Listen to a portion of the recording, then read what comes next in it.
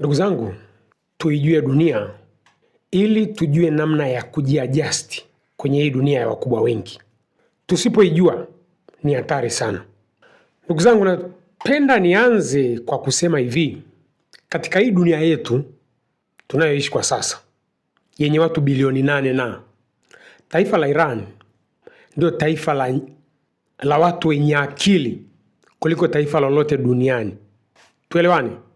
Taifa la Iran, narudia tena, ndio taifa lenye watu wenye akili kuliko taifa lolote duniani.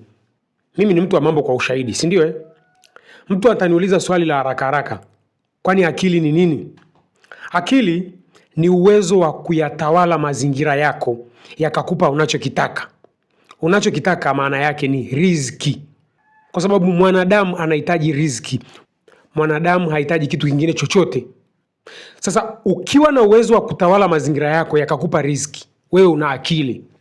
Hachana na upumbavu na ujinga na ushenzi tuliojazwa mashuleni. Mimi ni mojawapo wa huo ujinga, ushenzi, upumbavu tuliojazwa mashuleni. Tutabadilisha. Yaani tukibadilisha katiba tu na mtaala wa shule tutabadilisha. Mimi mwenyewe nitakuwa kiongozi mkuu wa mabadiliko ya mitaala ya shule ya Tanzania. Kwa sababu mojawapo ya watu wanaoteseka kwa sababu ya mtaala mbovu wa shule ni mimi. Huwa nakuaga na hoja moja tu. Siwezi kusoma mpaka darasa la 12 nisijue ile sehemu niliyozaliwa. Alafu eti kuna wazungu wapo wanaijua kuliko mimi. What a stupid Tanzanian school curriculum. Yaani mfumo wa elimu wa Tanzania ni wa kipumbavu kiasi gani? Nirudi kwa nilichokisema ili nikitolee ushahidi.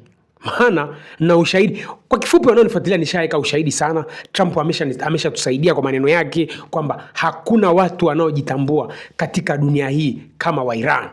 Trump mwenyewe ameshasema hayo mambo. Sasa kuna mtu mwingine amekuja, huyo ndio kaua.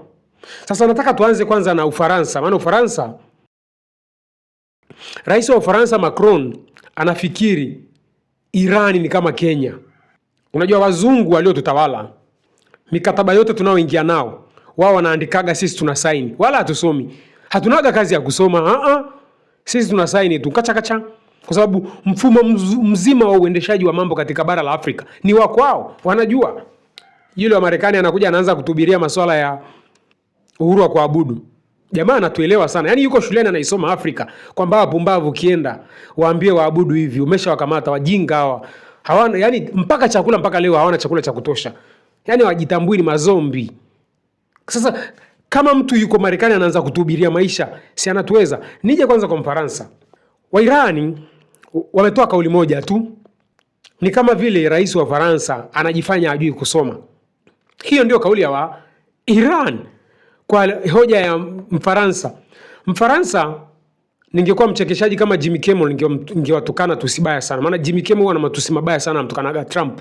Unajua kuna matusi yale ya kijiweni yale, mtu akikutukana kama hamna utani wa karibu lazima urushe ngumi. Hata unaelewa anachotaka kukisema, kwamba Wafaransa wanajifanya kwamba, yani najaribu kutafuta lugha nyepesi ya hoja ya Wafaransa kwamba watashirikiana na Oman kutoa yale mabomu yaliyowekwa na Iran kwenye mlango wa Hormuz. Watashirikiana na Oman. Vita iliyomalizika weekend iliyopita, ambayo Mr. Trump aliicheza kiakili sana ili asiharibu masoko ya hisa. Maana tumeshapata ukweli kwamba alivyo delay mashambulizi, matangazo na nini ili kutuliza masoko ya hisa. Ile vita ilikuwa ni matokeo ya Marekani kutaka kujikatia kipande kwa upande huo wa Oman. Unajua na maskini ya Mungu, kuna mtu aliniandikia comment yuko Oman akaniambia usiite Oman ka Oman. Oman ilikuwa superpower zamani. Kweli kabisa. Moja ya mataifa tunayasoma katika historia ni Oman. Manake ama bwana walikuwa ni superpower. Ni kweli kabisa, tuwape heshima yao.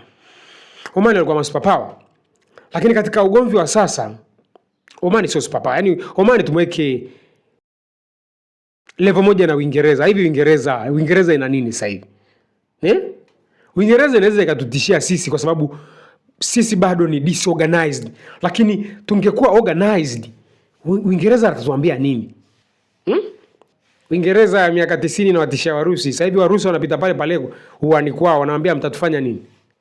Kwa hiyo Omani tunaiweka chungu kimoja na Uingereza tu yani kwenye lugha ya picha ni kama Tyson, akina Evander, akina Lewis, wababe wa zamani hao kwenye ngumi za uzito wa juu. Okay, sasa hivi wamechoka, yani hawana nguvu tena. You see, kwa hiyo Oman sawa ni superpower zamani, lakini kwa sasa kuna Iran, kuna China, kuna Urusi, kuna Marekani. Hao ndio sasa hivi wakiongea dunia inatulia. Kwa hiyo kauli ya Ufaransa wamejibiwa kwa kifupi tu. Kwani kifungu cha 5 kinasemaje? Sio vibaya tukakisoma kifungu cha 5, tusichoke.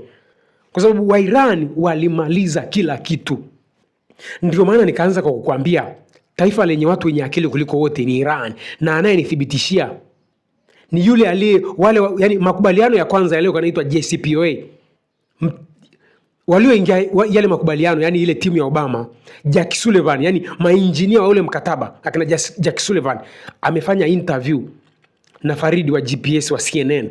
Nimekata hicho kipande nitakuwekea, utasikiliza Jack Sullivan akikiri wa Iran wana akili. Nataka tusome kwanza kifungu cha 5 cha MOU ambacho wa Iran wamewaambia wa Faransa wakakisome. Kinasemaje? Nikikisoma tena itakuwa kama nawakasirisha watu. Kifungu cha 5 mimi naomba nikiweke kwenye screen kwa atakayetaka kukisoma akisome, kwa sababu nikikisoma tena kuna wengine wanaweza wakakasirika kaona kama vile napoteza muda. Kwa kifupi kifungu kinasemaje, yani wa Iran walivyokiandika: Hormuz ni ya wa Iran na wa Oman na washirika wa sehemu ya Hormuz.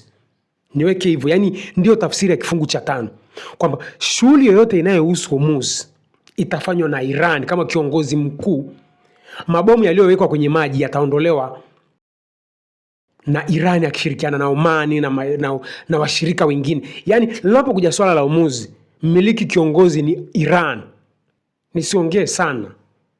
Anayetaka maelezo kama walivyoambiwa wa Faransa wanaojifanya kwamba wanataka washirikiane na Oman kutoa mabomu yaliyowekwa na Iran, kama vile Wafaransa wanafikiri Iran ni Afrika au Afrika yenyewe, Afrika Kaskazini, Afrika Magharibi wameshajitambua wakamfukuza Mfaransa.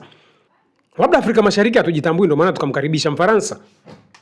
Kwa hiyo labda kama vile Macron anafikiri Iran ni Kenya, ndio maana anajifanya yani kama anajizima data. Yani hebu tuongee lugha ya kimtaani. Wafaransa wanajizima data kwa Iran kwamba tunashirikiana na Oman. Kifungu cha 5 kinasemaje? Hormuz ni mali ya nani? Hormuz ni mali ya Iran akishirikiana na Oman na wengine walio karibu yetu. Period. Wamekuja kufanya nini babu? Umetumwa na Marekani katika jina la NATO. Ndugu zangu, taifa lenye watu wenye akili duniani kuliko mataifa yote yaliyo katika sayari yetu ni Iran, kwa sababu wamejua thamani ya mazingira yao, wakayatawala na wanapata wanachokitaka. Wanafikiri akina banka basta tuliohubiriwa kwamba yana uwezo wa kuharibu kitu chochote yaliharibu Iran? Wengi mlijazwa hizo rhetoric. Najua tuliolelewa na zile video za kina Rambo, kila wanachokisema Marekani lazima tukubaliane. Banka basta inatumika kumaliza kila kitu. 12 day war tumeshamaliza kila kitu, alafu bado anarudi anasema tunataka uranium iliyorutubishwa mtupe. Si mliharibu na banka basta, mnataka nini tena? You just destroyed everything with the banka basta. So what else do you want, bro? Mnataka kitu gani tena? Banka basta ngonjera za Afrika hizo, sio kwa Persian Empire. Hiyo ipo kabla ya Yesu hiyo. Achana na hiki kizazi cha Roman Empire cha juzi kinaelekea mwisho kinachotafunwa na ushoga. Kwa hiyo Wafaransa walikuwa kama unajua kuna mchekeshaji mmoja ana matusi mabaya, anamtukanaga Trump. Yale matusi ya kijiweni nadhani mnajijua. Wafaransa wanajinani wenyewe alafu you know I'm talking about, mnaelewa ninachotaka kusema. Bonge moja la tusi la kijiweni ndio nataka niwatukane Wafaransa. Na yani ningekuwa mimi ndio Jimmy Kemo mchekeshaji, ningekuwa na ule uwezo wa kuwatukana Wafaransa, kwa sababu kama vile wanajinani wenyewe, au tuseme wanajitekenya, wanacheka wenyewe. Kwa sababu unavyosema utashirikiana na Oman kusafisha mabomu yaliyowekwa na Iran, wakati Trump yeye alikuwa anajikatia kipande kabisa akapigwa. Unaongea kitu gani wewe Mfaransa? Nitoshe kuambia Wafaransa wa Iran sio wa Kenya. Point number 1 ndio hiyo, kwamba mkataba wote au MOU yote ina kila kitu kuhusiana na Hormuz. Tuje kwenye kutetea hoja yangu kwamba hao ndio watu wenye akili kuliko wote duniani. Jack Sullivan, huyu jamaa ndio mmoja wa mainjinia walioandaa ule mkataba wa JCPOA. Kama unasikia JCPOA, JCPOA ni mkataba wa kwanza wa nuclear wa Marekani na Iran. Tangia zamani Netanyahu sanalia, Iran nuclear. Sisi tunajua issue sio nuclear. Issue ni kutaka uhalali wa kuivamia Iran aingize democracy, kwa sababu demokrasia ndio mfumo wa Wayahudi kuitawala dunia. Period. Usiongezee kitu kingine. Where there is no democracy, Jewish people cannot live or cannot operate smoothly. Sehemu yoyote demokrasia ubepari haufanyi kazi, Wayahudi hawana nguvu. Mfano China, Korea, Urusi wapo lakini hawana nguvu. Sehemu yoyote Wayahudi wana nguvu, kuna demokrasia na uhuru. Kwa kutumia demokrasia wataingiza ushenzi kwenye dini. Je, una habari kuna sehemu Myahudi akipita akijulikana Myahudi watu wanamwabudu? There are people who worship. Kuna watu wanawaabudu Wayahudi. Nadhani mnaenda makanisani yenu, makanisa kampuni. Mbele kuna bendera ya Tanzania sometime, bendera ya Israeli na bendera ya Marekani. Au saa nyingine utakuta kuna bendera ya Marekani na bendera ya Israeli. Yes! Yako haya makanisa. Sasa kuna sehemu mtu akijitambulisha ni Myahudi anaabudiwa. Lakini let me tell you the truth. Ngoja niwaambie kitu kimoja wa Tanzania. Hata mimi ningekuwa ni Mwisraeli, unaona kabisa ni rahisi ku manipulate watu. Yaani ukijua Biblia vizuri, ni kitabu kizuri sana Wayahudi wanaweza kukitumia ku manipulate watu. Sasa tusiende huku. Hata ndani ya Iran kuna Wayahudi, kumbuka. Kwa sababu Israeli na Iran ni ndugu wa damu hao. Yes, wana connection kabisa ya ukaribu. Kwa hiyo ndani ya Iran wako Wayahudi. Hawa Wayahudi kipindi Iran iko kizunguzungu sana kabla haijawa Islamic Republic of Iran, walikuwa wana nguvu sana. Walipoingia Islamic Republic of Iran wakanyonywa zile nguvu kwa sababu sio wazalendo. Hebu angalia jinsi Marekani inavyokwenda kuyumba. Katafuta historia ya vita za Ulaya, Wayahudi wanahusika sana. Nisiende huko kwa sababu kudili na hawa watu sometime ni hatari kidogo. Watu wanaojua dunia inavyoendeshwa wanaweza kukupa mfano wa Kanye West anavyopitia matatizo. Kwa hiyo Jack Sullivan takuwekea hapo, mimi nataka nitoe ufafanuzi kwa sababu mimi ni mtu wa mambo kwa ushahidi. Nikiongea tu kama mwanahabari, hapana, mimi nakuchambulia na mambo kwa ushahidi. Jack Sullivan ambao ndio watu walioandaa ile JCPOA anakuambia Wairani watu wenye akili. Kwenye MOU kuna kipengele cha kuongeza muda. Jack Sullivan anakitolea ufafanuzi kwamba hao ni watu wenye akili. Manake hichi kipengele cha siku 60 alafu wenyewe wakaandika kipengele cha kuongeza muda. Yaani hapo ndio utakuwa unayumbishwa. Hey. Yaani jamaa wana akili kama vile tuseme engineer yani the designer of the phone knows the phone more than the phone repair. Yaani mdesigner wa simu anaijua simu kuliko huyu anayerepair simu, si ndio Kwa sababu yeye ndo kaitengeneza. Yaani sawa na Honda engineer knows Honda more than the Honda repair. Engineer aliyei design Honda anaijua Honda kuliko fundi repair. Yaani najaribu kutafuta uhalali wa kuwapa hawa watu anachokwenda kukisema bwana Jack Sullivan kwamba wana akili. Na hapa ndipo linapokuja lile swala langu kwamba awaki na Baba Levo lazima niwataje kwa sababu kuna kitu Jack Sullivan anakwenda kukiongea ndio utapata picha. Usipotoa watu kama akina Baba Levo, akina FA, akina Babu Tale bungeni, utakuja kukuta kwenye negotiation ndo kama Trump kamtuma nani mpwa wake, sijui Steve Witkoff na nani mwingine makamu wake wa rais, totally incompetent. Kumbe upande wa pili wa Iran watu wanatembea 40 50 30.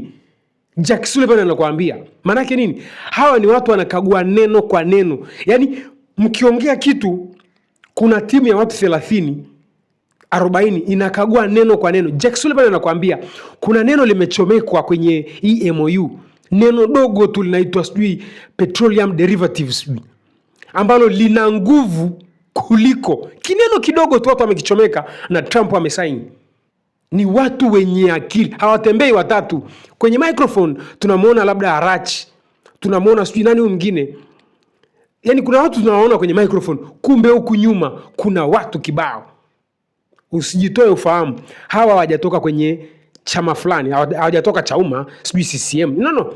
Hawa ni IRGC affiliated. Tengeneza picha hii nayo ipigiaga kelele. Rais anakwenda Urusi. Urusi tunamjua ni baba wa nishati. Rais anaambatana na timu ya mainjinia wa nishati Tanzania kutoka Jeshi la Kujenga Taifa. Maybe wametoka labda, mmoja labda anatoka Mbeya, mwingine anatoka Moshi, mwingine anatoka yani different region bana. Tarehe fulani rais anakwenda Urusi. Warusi ni watu yani kwenye masuala ya nishati Warusi wanaheshimika. Kwa lazima rais wetu ambatane na mainjinia wa masuala ya nishati Tanzania. Hydroelectric energy, nuclear energy, renewable energy, whatever energy, yani chochote kinachokuwa ni energy. Hawa watu wanasafiri na rais na waziri wa nishati. Tunajua waziri wa nishati hajui chochote. Hii ni political figure. Lakini nyuma ya political figure kuna wale competent people waliosomea hayo mambo. Naiga kwa anachokiniambia Jack Sullivan sasa na kidescribe. Sio rais anasafiri yuko na Baba Levo, Babu Tale na FA. Ni kitu gani hawa watu watatuletea kutoka Urusi? Baba Levo atakwambia tumeingia ushirikiano wa kutengeneza movie na Urusi. Tunakula movie. Movie ni burudani ndugu zanguni. Tuijue dunia, tujiadjust kwenye dunia inayokwenda kasi. Hii ni dunia. Ukikuta umesinzia unapigwa sindano ya nusu kaputi ufe kabisa ili uibiwe vizuri. Ndio dunia tunayoishi. Dunia inakwenda kwa kasi ya ajabu. Sitaki niongee sana, nimekuambia katika dunia yetu yenye mabara 6 wanaoishi binadamu. Bara la 7 pia nasikia siku hizi wa China wanaenda, wa India, sijui na Warusi. Bara ambalo wale tuliosoma shule ya msingi tulisoma kwamba Antarctica ni bara ambalo binadamu waishi. Antarctica sasa hivi watu wanaishi. Kama watu wanapanga kwenda Mars, wanashindwa kwenda kuishi kwenye barafu kule. Kwa ile bara, kwa hiyo hii dunia yenye mabara 7 wanaoishi binadamu. Binadamu wenye akili ni wa Iran. Wameijua sehemu yao, wanaitawala sehemu yao. Kijeshi Marekani haiwezi kwa sababu silaha za kijeshi za Irani ziko kwenye mapango yao, Mungu aliowajalia, milima yao Mungu aliowajalia, manake walijua jiografia yao, wakaiweaponize, wakaitumia kama silaha. Waarabu wengi wana milima sawa, lakini ni Waarabu gani wamefanikiwa kutumia milima yao kama Iran? No one. Kuna methali moja hivi ya kijiweni inasema njaa gunduzi. Yaani unapokuwa na njaa ndio unakuwa mgunduzi. Manake kipindi cha shida ndipo generation inakuwa creative. Na kipindi cha mafanikio ndipo generation inavyowaza hivi mimi wa kiume sinaweza nikawa wa kike, hivi mimi wa kike sinaweza nikawa wa kiume. Mimi sina jinsia, mimi nipo tu. Hapo ni shibe. Jamii imeridhika. Kipindi cha shida unakuwa na very creative generation. Warusi hao hapo wanagundua masuala kama mbali.